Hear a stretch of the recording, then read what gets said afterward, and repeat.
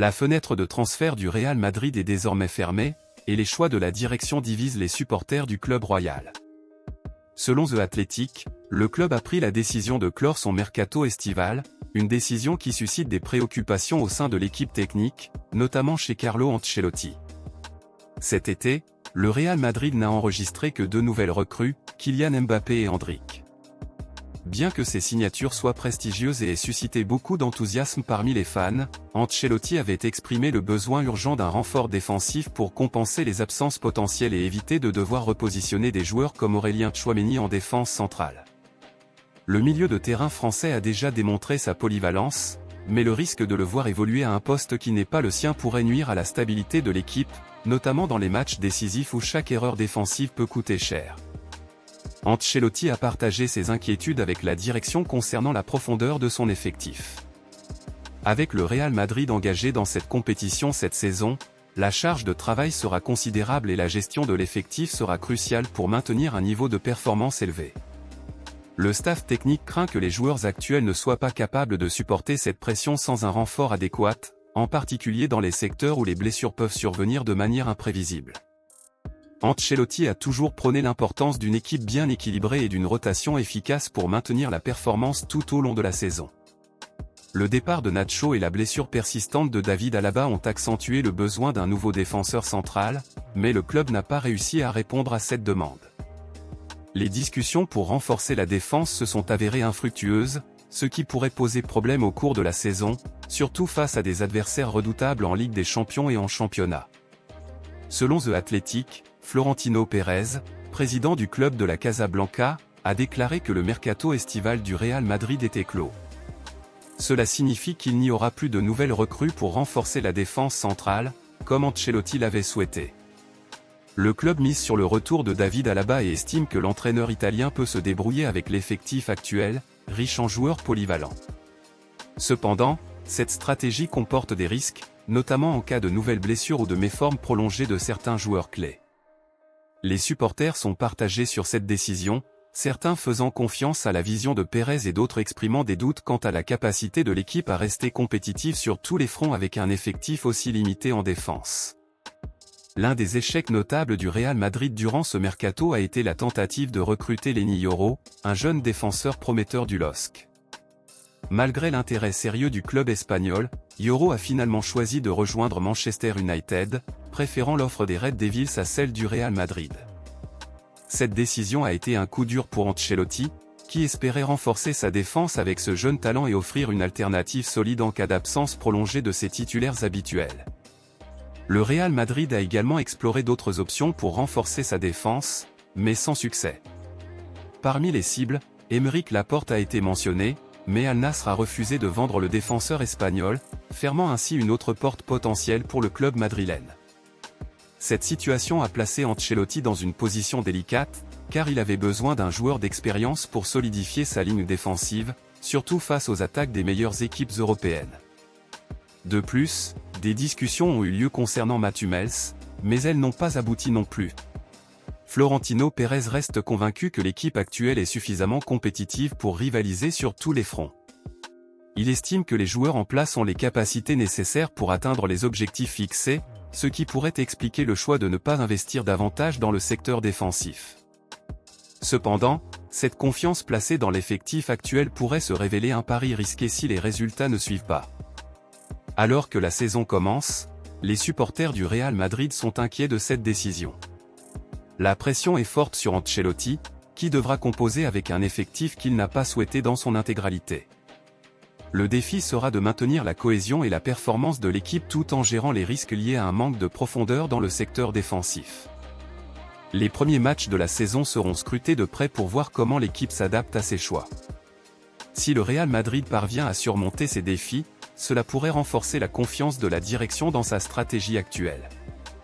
En revanche, des difficultés pourraient rapidement faire monter la pression sur Ancelotti et son staff. Les performances du Real Madrid seront particulièrement observées dans les compétitions européennes, où la marge d'erreur est souvent plus faible et où les adversaires sont plus redoutables. Une bonne gestion des ressources humaines et une rotation judicieuse des joueurs seront essentielles pour éviter l'épuisement et les blessures à long terme.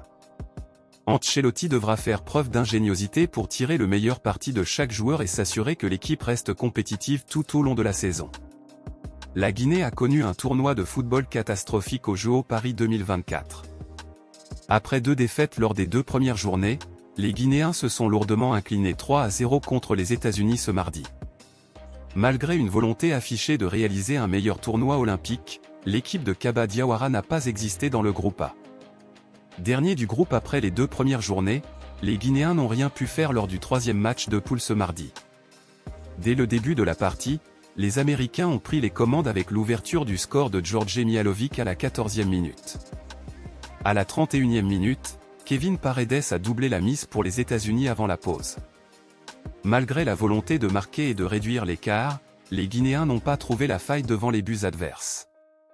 Malgré la possession de balles et les occasions, le 3e but de la partie est intervenu à la 75e minute du côté américain avec le doublé de Paredes.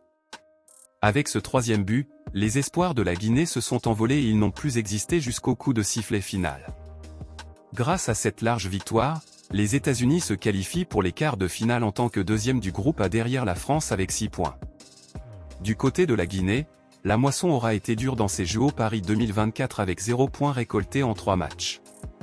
Cette performance décevante a mis en lumière les lacunes de l'équipe guinéenne, tant sur le plan technique que tactique, et a suscité de nombreuses interrogations sur l'avenir de certains joueurs et de l'entraîneur Kaba Diawara.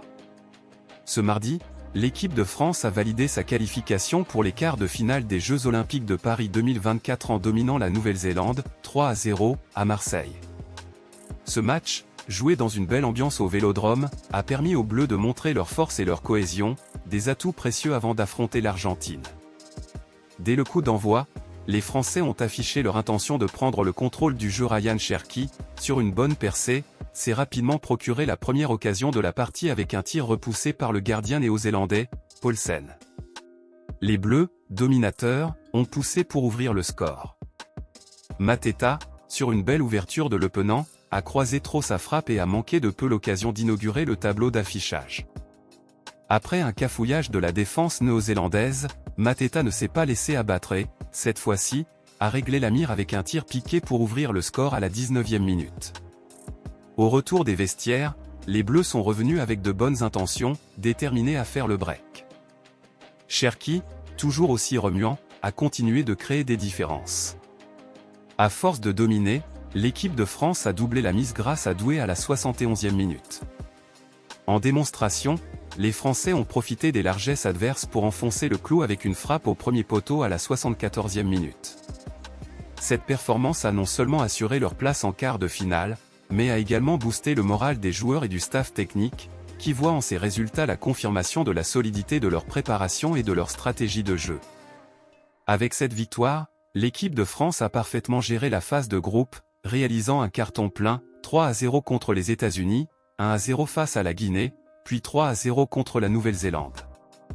Ce bilan est historique, car, hommes et femmes confondus, la sélection tricolore n'avait jamais réussi à boucler le premier tour avec 3 victoires.